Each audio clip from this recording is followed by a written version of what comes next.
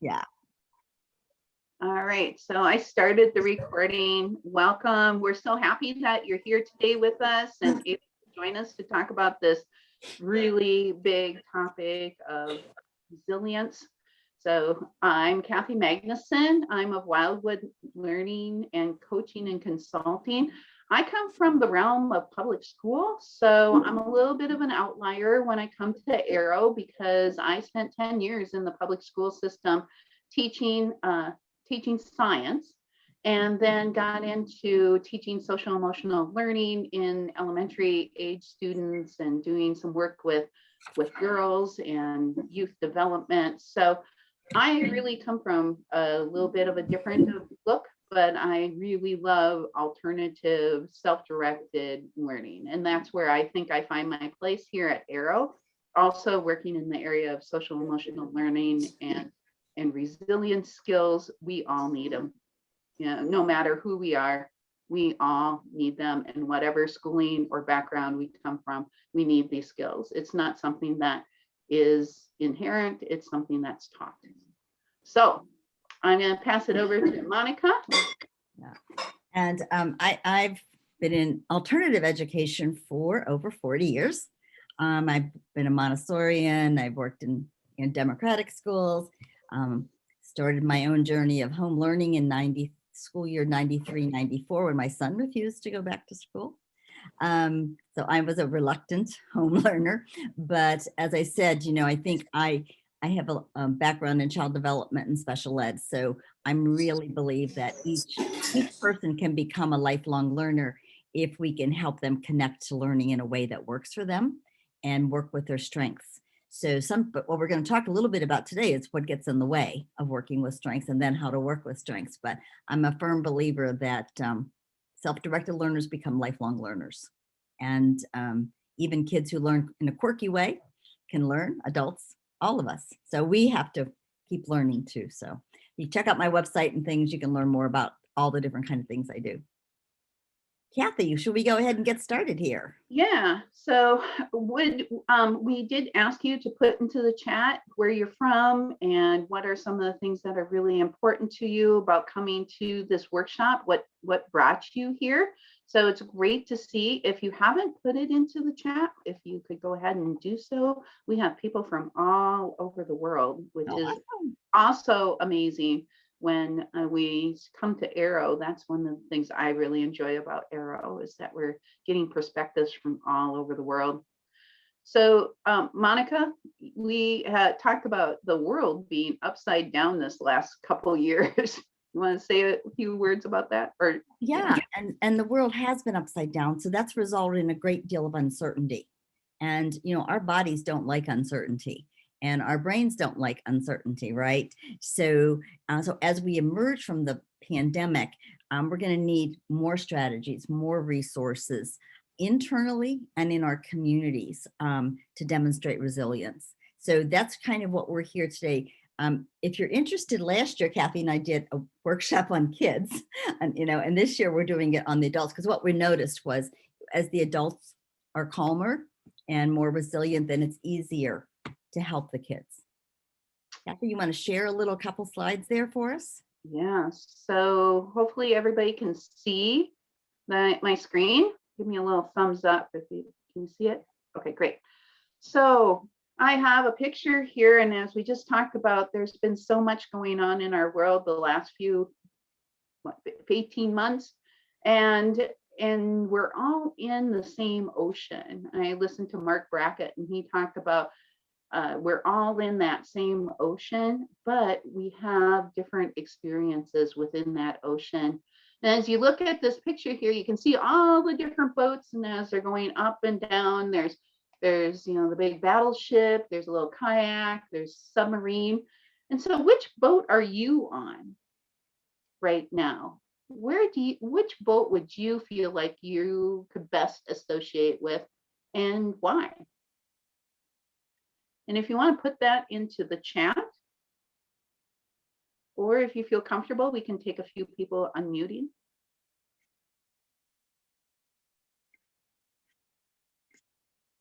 You know, maybe you're the big battleship and you're going through the waves and you're just like Or maybe you're the submarine and you just like dive down underneath.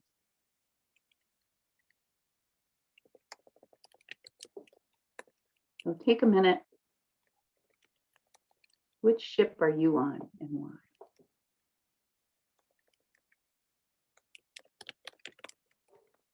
And I'm also going to, if you're unmuted, if you would please mute yourself, that'd be great. Or if you want to share, go ahead. It's hard for me to see the chat, Monica. When I'm looking in the chat. Somebody shared Ah. that they're a kayak with big waves coming, but I will paddle. Yeah. Oh, the Somebody blue else boat. said they're in the blue boat. I think that's a motorboat. And I said I'm in the bigger sailboat and feel very fortunate to have weathered the storm. And anyone else want to share their perspective on, if you were saying as we're coming out of the pandemic, what boat have you been on as you've been sailing through it? Oh, someone else was in the tall ship. I guess that's what they would call the one I was in, the tall ship. Oh, ready for adventure. Yeah. Battleship. Yeah. I mean, our lives can feel like a battleship, can't they? Yeah. Just rolling through all I these didn't things. put the Y.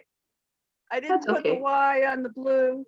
Oh, okay. Kathy Ann, you want to share why? Well, because it's determined and it's dependent on technology. It's controllable that I've got an engine, and that kind of thing, but it's totally dependent on technology. Okay. Yeah. And I Great. love someone else put in here, they're a battleship helping children fight an uphill battle of illness. And then someone else says, I don't know what ship I'm on, but whatever one it is, I'm seasick. I love it. I love all of that. That's great.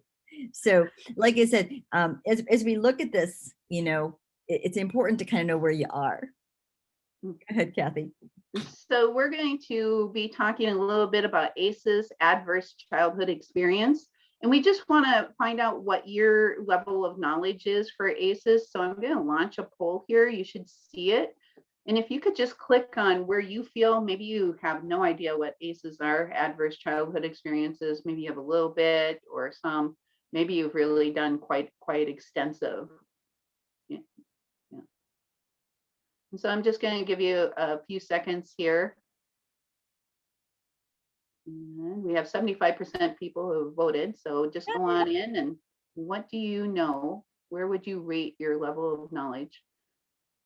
I'm just going to, about adverse childhood experiences.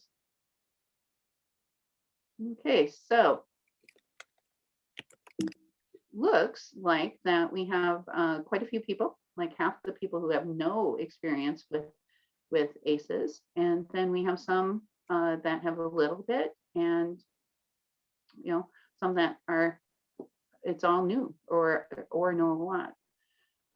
So I'm going to stop sharing the results here. And I'm just wondering, Monica, do you think it would be useful to show the video? We have a 4-minute video, which I think helps better than a lot of words, right? Because then you get to hear it and you get to see it, and just what we know about learning, that the more times we can present something in more than one venue, we'll hear it. And so how about if without further ado, we go ahead and do, it's only 4 minutes and 30 seconds long, I think, or something like that. But I think it's right. And then if you want to talk a few seconds about ACEs, and I will find the video because okay, sounds good. So gotta go to the right slide thing here. Okay. Okay, ACEs is what adverse childhood experiences. It's a study done by Kaiser Permanente on 17,000 people. And what they found is the number of adverse childhood experiences you've had before the age of 18 impacts your health, not just mental health, physical and mental health after. I got it now. Great. Okay. There you go. All right. And we'll give you this. We'll give you this video too. Can you hear it? Yes. Okay, great.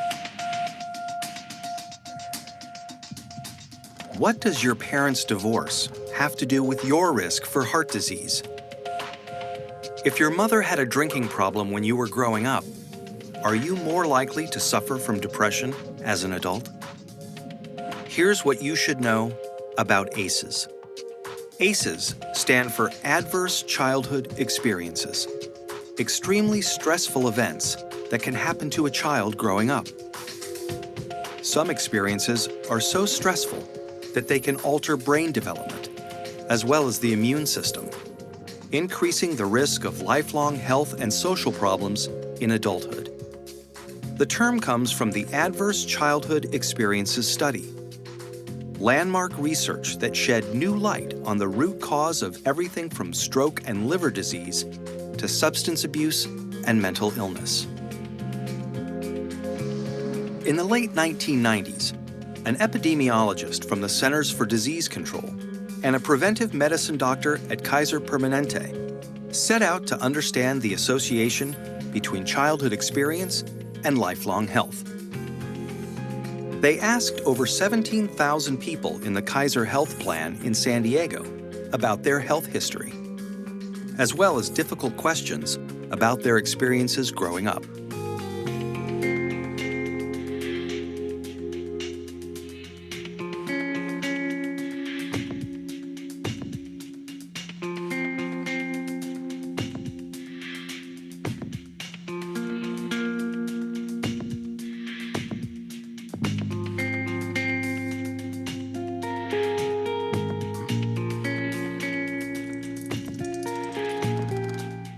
Anda and Felitti tallied up 10 different kinds of adversity in this largely middle-class and college-educated population. They were stunned to see how common ACEs were. 21% of all respondents were sexually abused as children. 19% grew up with someone who suffered mental illness. 28% had been physically abused. And 2 out of 3 respondents had experienced at least one ACE. The researchers next looked at how someone's ACE score, or the number of adversities they experienced, related to a wide array of serious health and social problems. They saw that the more ACEs someone had, the greater their risk for poor outcomes compared with someone with no ACEs. Someone with an ACE score of 4 had twice the risk of heart disease and cancer. Someone with an ACE score of 5 had an 8 times greater chance of being an alcoholic. And those with an ACE score of 6 or more, on average, died 20 years earlier. With every major problem they looked at in the ACE study, the risk went up for each additional adverse experience in childhood.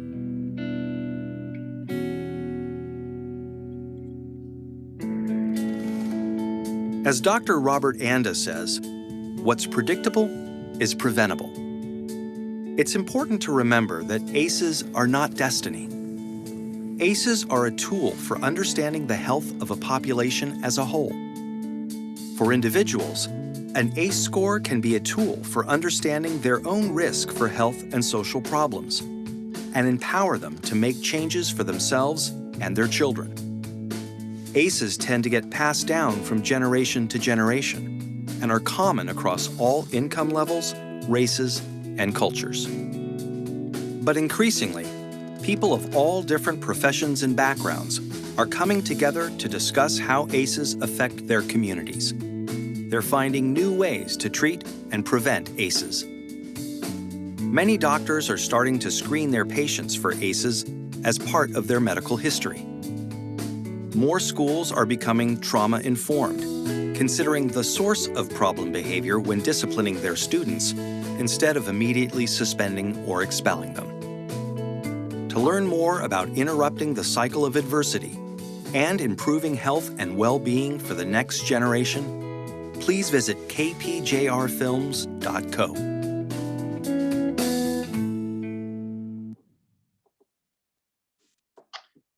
So adverse childhood experiences are important, not just for health people to know or health practitioners, but also for educators to recognize. And these were just 10 factors that they looked at. There was a lot more factors that they have looked at, and we'll just talk here a minute.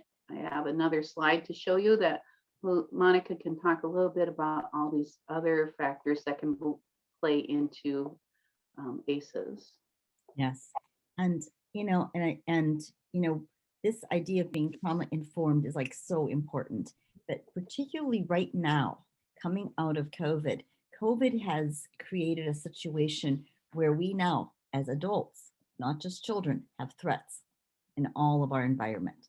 In our homes, there's unemployment now, there's COVID, there's illnesses. In our communities, we've got racial unrest right now. And, we all need to come to grips with the systemic racism that's going on. And then in our environment, we've got the climate. Okay, so right now, we're kind of missing our safe havens. And that's really what we find is a mitigating factor in dealing with ACEs. That special place that you can go to, that special person who helps mitigate the impact. Do you want to go ahead and move that, Kathy? Oh, yes. So did you want to talk about all these different places? So these are all the different types of trauma that we can experience. And I think and so not just the 10.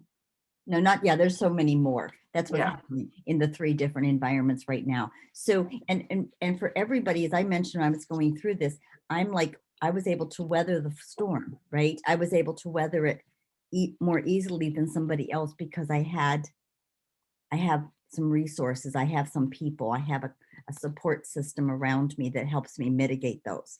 But when we don't have a safe haven, when we don't have enough around us, then what happens is our autonomic nervous system goes into high alert. And I don't know how many people are familiar with the polyvagal theory. You can kind of put it in the chat if you are. But this is a theory promoted by Dr. Stephen Porges, who studied originally newborns. And there's 3 principles to it. There's something we call the hierarchy of our nervous system I'll talk about, and there's co-regulation. But the number 1 thing that happens is our sensitivity to threat heightens. If you can change that to neuroception, Kathy. Yep. This is the number 1 thing that happens. It's subconscious. It becomes our danger detection. And sometimes it's right on, right? And sometimes it can be faulty. But when we've been through adverse childhood experiences, adverse adult experiences, even, thinking about having somebody almost hit you on the road when you're driving, right? Our nervous system evaluates that risk outside of our awareness, and our subconscious TSA agent works really hard. Everything's done to survive. Want to go to the next one, Kath? So we're going to talk about glimmers and triggers. And triggers are the things that create anxiety within you. We all have triggers. We all have things that can create us to come into that state of anxiety and feeling anxious. And then opposite are glimmers. Glimmers are what brings us back down, that anchors us, that helps us to feel safe and connected. So we're going to put you into some groups because we feel a lot of learning happens when you're talking to other people and not just listening to us. So we're going to put you into some breakout groups. And in that breakout group, we would like you to talk about maybe some of the things that feel triggering, if you feel comfortable talking about that. But then also, what are those things that you do to bring yourself down, to calm your nervous system down? So, Monica? Let me see if I can get this going because I apologize. And we're just going to do these randomly. So you may end up, I think we've got 16 or we have 20 people here. We got 19 people and are the breakout rooms recorded? No, they're not. And I'm going to actually pause the recording once we go into the breakout rooms. The main room is the thing, like the one we're in. So yeah, the breakout rooms are not recorded. Thanks for asking that question. Yes. And so what we're going to do, go ahead, Kath. And we'll have probably about 4 minutes or so to share, 3, 5, I don't know. Yeah, we'll probably have like 5 minutes in your breakout room. So, if you can give each of you guys, some time to say, these are my triggers, and these are what I call glimmers, or just ways I have of, regulating myself when I'm triggered that I already know about. And then we're going to give you some other ones too. Okay. But it's always good to know, what do I already know before we start adding new things? So here we go. I've got 9 breakout rooms. And if anybody else doesn't have one of us will jump in. Okay. Away you go.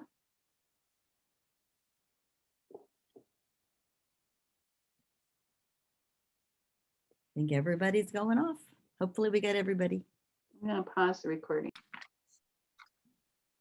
Hey, Monica. Hey. I think it's on my end. I got kicked out of the room early. And I'm so sorry because Sarah was just starting to speak about her medical journey. So I'd love to connect with her later. I feel terrible that I got kicked out. But you can, I think you can chat with people I don't think we turned off the ability to chat, but you could just do an @Sarah in the chat. Okay. Let's connect. I will. That's great. And then, Yeah. Okay. Welcome back. Welcome back, everyone. It's always good when you see like a slow progression of people coming in, because then you know the conversation was good in the breakout rooms. There we go. Welcome, everyone. All right. So, we'd love to hear, some of your ideas. So if you want to, some people like to talk out and some people like to put it in the chat. We're going to give everybody a couple of minutes to do that. Yeah. So what are some of your, not necessarily triggers, but talking about what were your glimmers? What were the things that helped that you felt anchored and safe and connected? So if you either want to put it in the chat or if you want to unmute yourself and just share, go ahead. Love to hear voices. So can I go ahead? Because I kind of started with Susan and then we got bumped into the big room. So I was telling her that for me, well, I'm 65 now and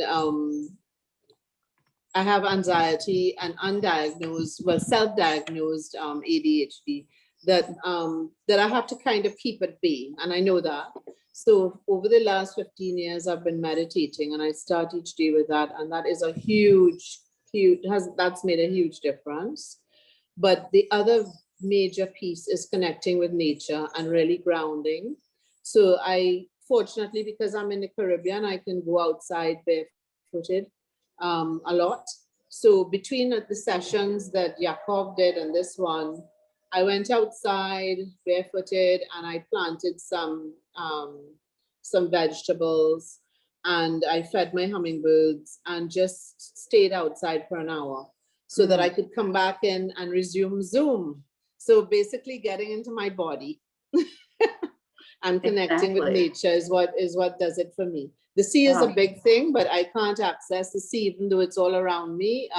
Because we're on lockdown, we're not allowed on the beaches over the last 3 months. But that's my major one. The sea would be my first preference. Wow. Thanks, Penny. That's great. Yeah. Gardening, being outside. Those are all things for myself too, going for walks.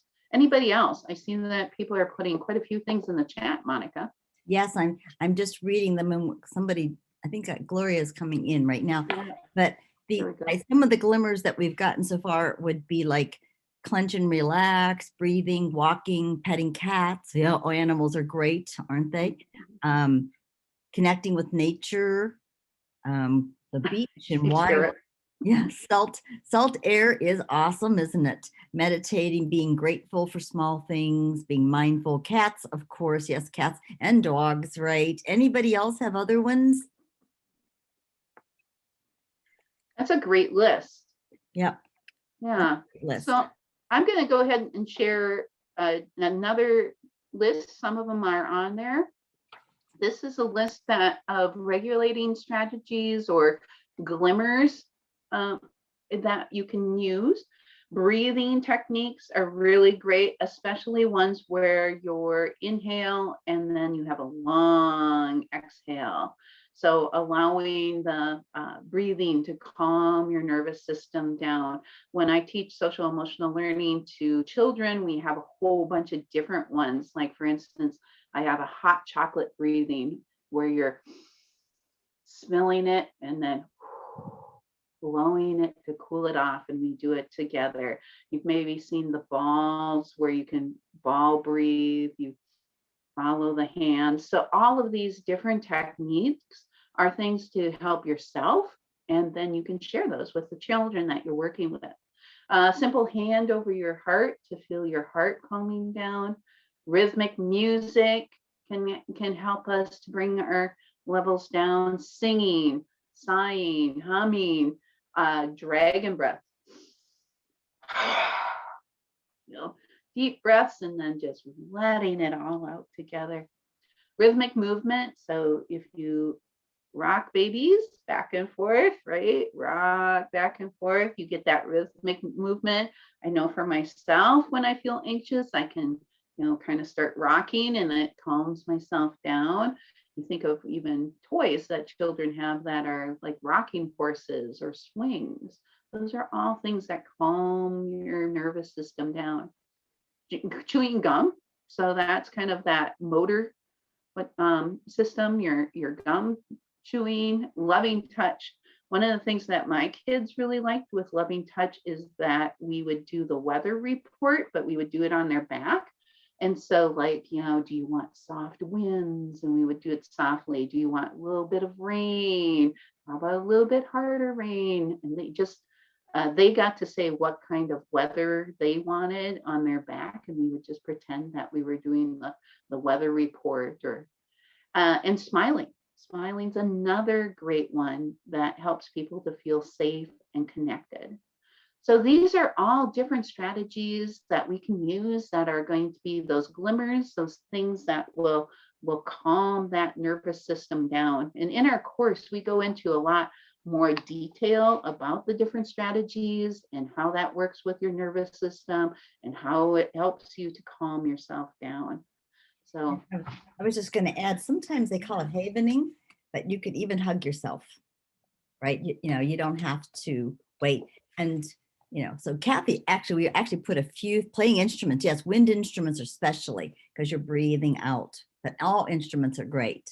But breathing out on those wind instruments too. Can you go to the next one maybe? Because sometimes we can't quite regulate ourselves, right?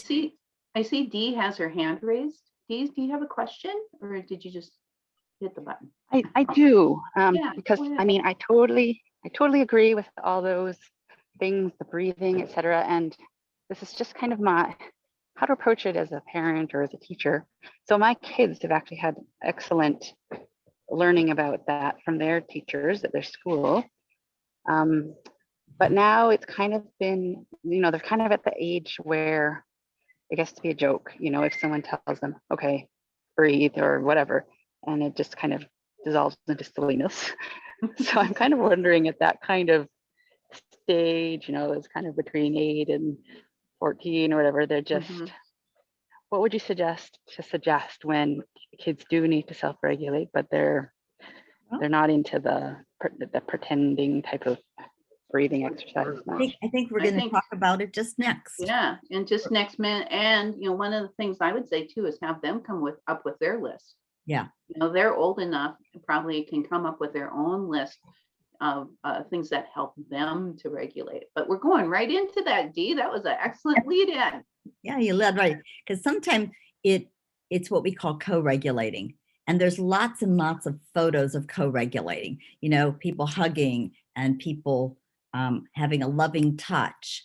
And so co-regulating is the key. When our kids can't self-regulate, then, and we can't sometimes, me texting a friend when I'm upset is co-regulating, and that person just listening to me, that's a co-regulating. But I just saw this video, and some of you may have come across your Facebook screen, but this is a 6-year-old helping his little brother who's 4 co-regulate. Watch this. Talk about silly. Go for it. Oh, we can't hear it. Yeah. Oh, sorry. Here, I'm going to pause it. I'm going to start over. The sound was turned off. The sound is precious. Okay, here we go.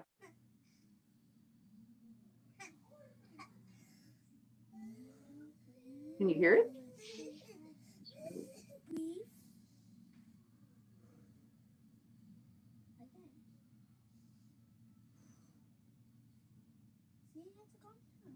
There you go. And sometimes there's another one of two toddlers just hugging each other. So sometimes something as simple as a pat on the back, right? So sometimes it's not the words we're using. Sometimes it's our presence. Sometimes it's what we call the prosody of our voice.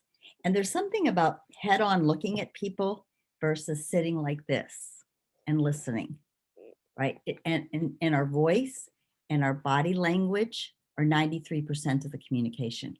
And the smile that you want is the one, and I have a lot of wrinkles because like somebody else, I'm in my 60s, I get lots of those little crinkles next to my eyes, okay? So that's what you're looking for. When you get this smile, okay, that's not a real smile. And if you can't really smile, stick a pencil in your mouth. You will get you will crinkle. If you just can't smile, or you're really frustrated. But this co-regulation comes often before self-regulation. And as we want our kids to understand when to seek out co-regulation and when they can do it on their own, right? And that's the culture that we're looking to create in schools and things and in communities.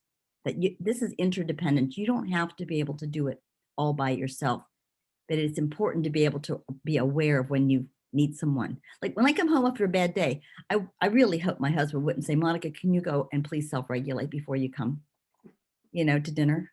I probably would not be a happy camper, right?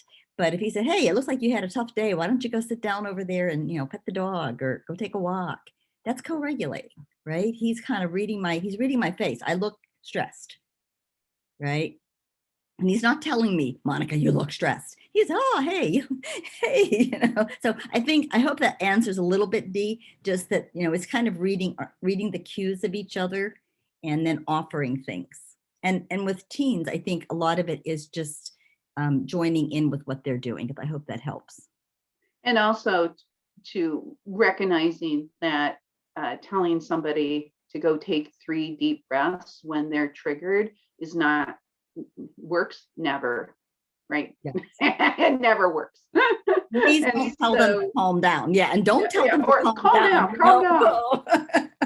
Those of us who have done that can tell you, telling somebody who's upset to calm down is like a trigger, in many ways. So yes, all right, we better get moving here, Kathy, because yes, we do. Okay, so one of the things that we want to share with you, though, is some of the neurobiology behind this. And again, we just have a short video that we think explains it so much better than Monica or I would explain it. It's called Learning Brain versus Survival Brain. And I'm going to share my screen here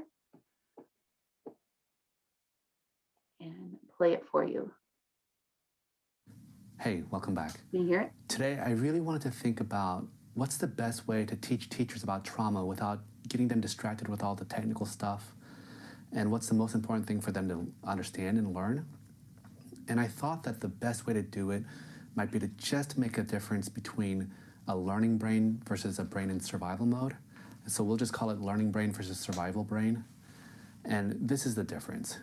So learning brain is this brain that's open to learning new information, and it's completely okay with ambiguity and grays and vagueness, and it sees the big picture. It like pulls back and is on the balcony, can look over the forest and figure out what's going on. On an emotional level, people in learning brain feel calm, peaceful, maybe a little excited about what they're about to learn, maybe a little playful and having fun too, and definitely curious. And they're not afraid of making mistakes because it's just part of the learning process. And so they're not really thinking about themselves. And they actually feel a little bit of confidence that if they just apply themselves, they might pick up what they're trying to learn. Now, survival brain, on the other hand, is completely different. It's hyper-focused on threat. It doesn't like ambiguity. It wants clear, hard facts. It thinks in black and white terms. It doesn't want anything to be gray at all. And then emotionally, you can imagine that survival brain makes people feel panicky, feel like a little obsessive and afraid of getting things wrong. And they don't feel calm and open to learning new things. They just want to get things over with. And people in survival brain also really don't like making mistakes. And they are afraid of looking stupid too. So students in survival brain don't want to be picked on. They don't want to raise their hand and ask questions and look stupid. And so these people are also filled with doubt about their own ability to learn stuff, and they're afraid that other people can see how stupid they really are. Now, it's really important to understand how learning brain and survival brain interact, because survival brain always trumps learning brain. And it makes sense because survival brain is just trying to save your life. And so if it thinks that there's something dangerous happening, you better pay attention to it, right? But the tricky thing is that as survival brain stays on longer and longer, it's harder to get out of that. And it's harder to really go into learning brain. And the way I think about it is kind of like the myth of Sisyphus. You know that guy who has to push a rock up a hill, and then every day it falls back down and he has to do it over and over again? Well, being in learning brain is like being up on the high parts of that mountain. You can see the expanse of what's going on, but it also takes a lot of work to be up there. And at any second, if you're not paying attention and putting effort into it, it's so easy to slip back into survival brain again. And that rock that Sisyphus is trying to push up, well, that's kind of like stress. And the more stressed you feel, the heavier and bigger that rock gets, and it just pushes you back into survival brain quicker. Now, the kicker is that for traumatized people, stress is a really rigid and intense thing. And so with trauma, any little stress makes that rock grow way bigger than it normally would. And because people with trauma misperceive ambiguous situations as threatening and stressful, that rock just stays big all the time. Now, the good news is that the more you control stress, well, the easier it is to be in learning brain, right? Because that rock is a lot smaller. And what I really want to highlight for teachers is that the best way to keep students in learning brain goes back to why I spent so much time talking about attachment. Students best learn when they feel like they're safe and supported by the adults around them. So it's kind of like a baby elephant. You know how like on those nature shows, the baby elephant is like playing with leaves or exploring a tree or something like that and having a lot of fun. And the only reason why they can do that is because there's a whole group of mama elephants around that baby protecting it and looking out for danger. So a kid with trauma or who's stuck in survival brain, it's kind of like that baby elephant who doesn't have protective adults around them. They can't play and learn because they're way too focused looking out for threat and danger. So this is why I really believe that the most important thing that schools need to focus on, way more important than any kind of techniques or curricula, is really whether or not they are creating that environment where students feel like they're surrounded by these big mama elephants who are going to protect them and watch out for them and make them safe. And when students have that, I bet you it unlocks their curiosity, their eagerness to learn, and play as a way to learn. So I hope that's helpful. Let me know if you have any questions in the comments below. Thanks. We hope that was helpful for everybody. Some of you may have already known a lot of this, but you know, we always say, make sure you know who your mama elephants are, right? As teachers, as parents, we need to know who our mama elephants are too. And our kids need to have their mama elephants around. But there, And I think, go ahead, Kath. I was just going to say, and I think, you know, this is so important because so many of our brains as adults have been in survival mode over these last, you know, so recognizing you as an adult and who your big mama elephants are, that helps you to feel safe. Because, you know, you can be the best teacher, parent, facilitator in the world. However, if the learner doesn't feel safe, there's not a lot of learning going on. And I think that's so important for us to recognize, since we've had a lot of stress. Yeah. And again, we emphasize a lot, it's connection before correction. It's, you know, regulation, connection. We've got to do those two pieces. Kathy, can you show that next slide? 'Cause I think it helps us all understand a little bit. And part of this, you know, that they were showing you the pictures of the brainstem. We now know that the brainstem is like the utilities in our house, right? And it has to be, they have to be running well. And when our autonomic nervous system, it's that part that keeps everything going. And when it's working, you know, there's a lot of explanations, by the way, of the autonomic nervous system, but I like this one the best because it's the kid one. You know, when it's working well, we're in social engagement, right? We can be compassionate and mindful and curious. And then sometimes when we're in play, we move a little bit into fight and flight. Remember when we used to talk about flattening the curve and COVID? That's what play does. That's what play does. Yeah. But when we go too far, then we get into panic, fear, and flight usually comes before fight, right? If you corner the kid, you corner the animal, then they're going to fight. And everybody has their own way of doing that. And then there's this other part of us, we call it the freeze. And that's where we just shut down. Like, I don't think I can do it anymore. I'm helpless. And that happens because phylogenetically, that's what reptiles used to do. And as we became mammals, we needed more connection, right? And that's when that limbic system kicked in. But the highest form we have is our prefrontal cortex, that part right behind our forehead. And that's where social engagement works. But we can't start at social engagement. We have to meet ourselves and the kids right where they are. Now, there's a reason for all of this. If you want to go to the next one, Cap, that's that vagus nerve, okay? And this vagus nerve is in our brainstem. It's the 10th cranial nerve. It's one of those. There's 12 of them. And it's the one that goes to every organ in your body. But the trick of this one is 80% of the information comes from your body to the brain. And that's why talking doesn't work usually, okay? Because the body is sending all of those signals. That dry mouth you get, right? That rapid heart rate, that clammy hand, your body is going into fight and flight, right? I'm just going to curl up in a ball in the fetal position. Okay, we're freeze. So freeze isn't always bad, right? Or dorsal vagus is the technical term. That's where we go when we sleep, right? But this also can make us numb, right? When we go into freeze, we call, in psychological terms, they call it disassociation, right? It's a survival mechanism. So this vagus nerve, that's why most of the strategies we're offering today are ones that are bottom up. Ready? You want to go to the next one? I can. Yeah.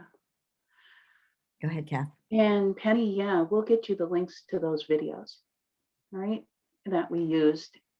Also, now that if you are an avid lover of Oprah, which I am, and you'll know that she has a new book out with Dr. Bruce Perry, and that's what this is from his program. The Neurosequential Network is where you can find out more information.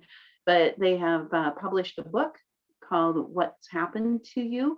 I'm talking about patterns of stress. So when we have long, prolonged periods of stress and we don't have anybody mitigating that stress with us or co-regulating with us that is safe, then things seem unpredictable and we can become vulnerable. But when we do have stress and it becomes something that can be mitigated, or we can have people co-regulating with us and helpful, then it's more predictable and moderate and controllable. And that's where we can build our resilience. Now, over time periods, we have these really prolonged periods of stress. And for instance, I'll just tell you just a short story here is that I'm a breast cancer survivor. And when I was diagnosed with breast cancer and I was a talk by a herbalist, and she said, look 2 years out and you will see what has caused your cancer, because all of the stress. And sure enough, we had infertility problems. We were doing adoption. We had family losses. We had all of these things. And, there was the stress that was causing the toxic stress. So we're going to keep moving on, as Monica's showing us here, that we want to shift our attitudes, not from like what's wrong with you, but shifting it to what's happened to you into what's right about you and about your strengths. And we have set all of this up because you can't really tap into those strengths until you have your nervous system is calm and that you feel safe. So, Monica, Yeah. So, we have our activity, our next activity. but we only have 5 minutes, I think. Well, I think we go until quarter after. Oh, we do? Okay, perfect. Then Yes. So I Right. think we got enough time to do this next activity. So this will be awesome. Go ahead. all right. So in this activity, we're going to ask you to just take several minutes here, and you might want to grab a piece of paper and something to write with. And we're, over this last year or more, we've had many challenging situations. I want you to think about a challenging situation that you've had, and then jot down what happened, who was there, what were the feelings that came up for you. So we're just going to give you a couple minutes to do that. And you're going to be sharing this story with someone else in a breakout room. So if that makes a difference, I'm sure you can come up with many challenging times. And you want something that you're proud of, that you handled a time in your life when you were proud of how you handled it. Yeah.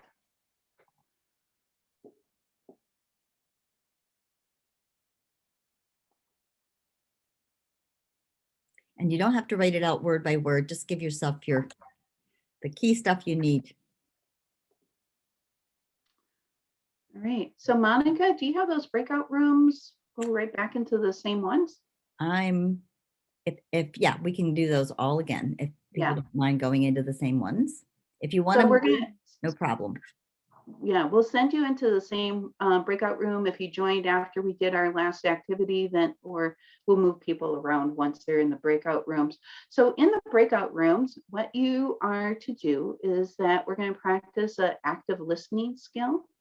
So as you are listening to the other person tell their stories, think about what strengths do you see that have shown up in that person? What are some of the things that you see that are as strengths as they talk about this challenging time that they're really proud of? And then as you can share those out loud to that person, and then take time, share the next one, and just listen. So you're listening for what strengths are showing up as that in that person's time of challenge. Any questions? And I'll put that in the chat box too once you go into the breakout rooms. So we're going to be in those breakout rooms for about 5 minutes, and so make sure that everybody has plenty of time. So keep your story really short, 30 seconds to a minute. All right. Sounds good. Here we go. Be back in 5.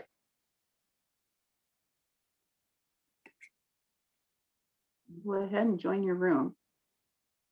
Kathy Yes. Ann asked to stay here, and Layla just needed to run. Okay, and I'm going to pause.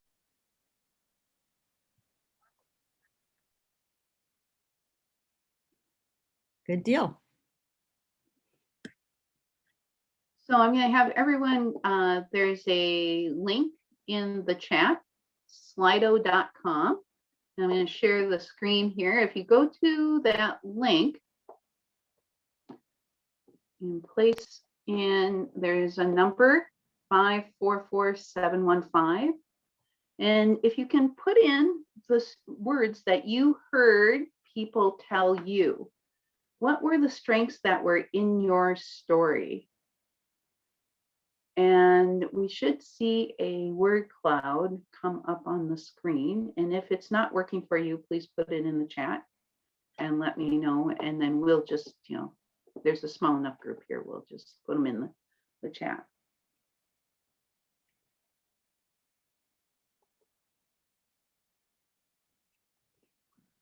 So 755715 is the number. There we go. And they're coming.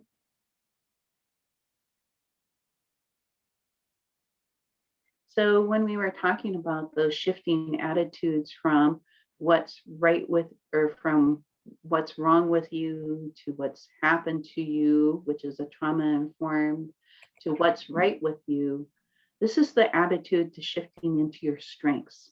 Looking at those resiliency that comes to building your strengths of connection and support and hope and love, faith, humanity, and Penny put commitment to connection and relationship building.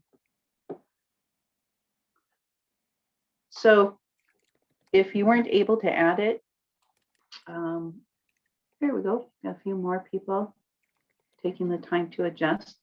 We want to leave some time here at the end to answer any questions. And the bigger the word cloud, the more people who put that in, by the way.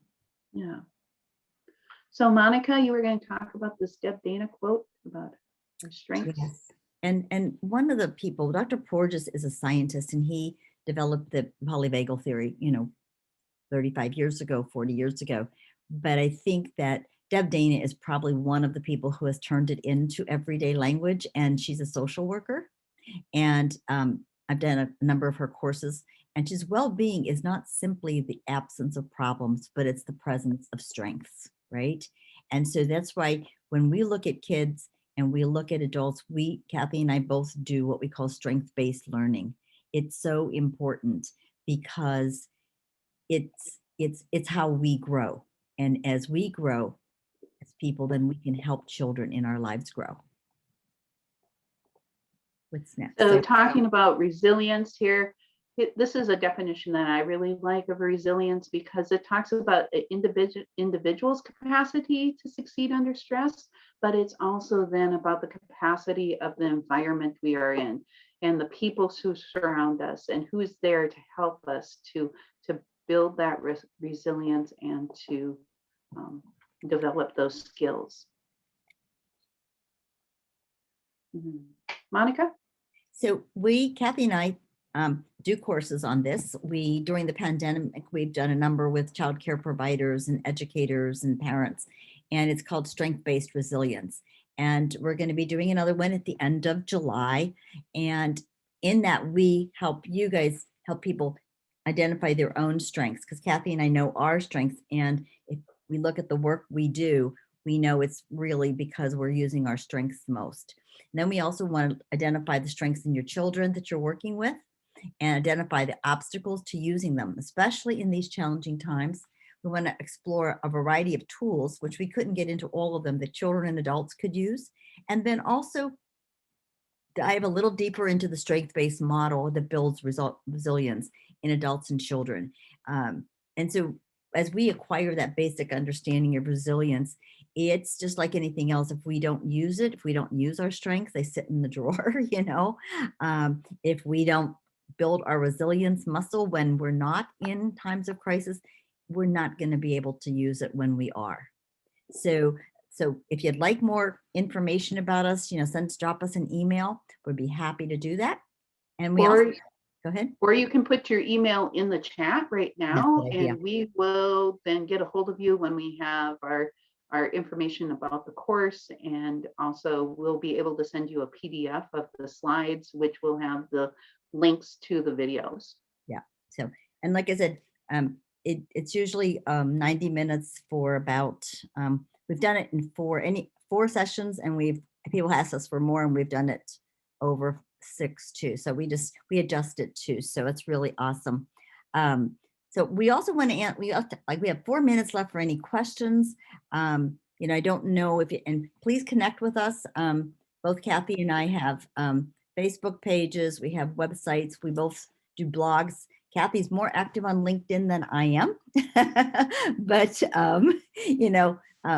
but you're welcome to be a part of what we're doing. So we would love to have you join us. We've gotten really good feedback during COVID. And I think now as we're emerging from the pandemic, I think it's even more important for us to look at, I just went to a summit called The Wisdom of Trauma. What is the wisdom that we've gained from this experience? Or there's another physician who was over in the Iraq War, and that is, she calls it post-traumatic growth. Now, how do you grow from these experiences? And we really believe that even if you've had ACEs or you have children who have had ACEs, it's your relationship with that experience, right? And the mitigating factors of people who can help you afterwards. So it's so important. So before we sign off here, is there anyone who has questions? We're going to stop the recording. Did I stop the recording?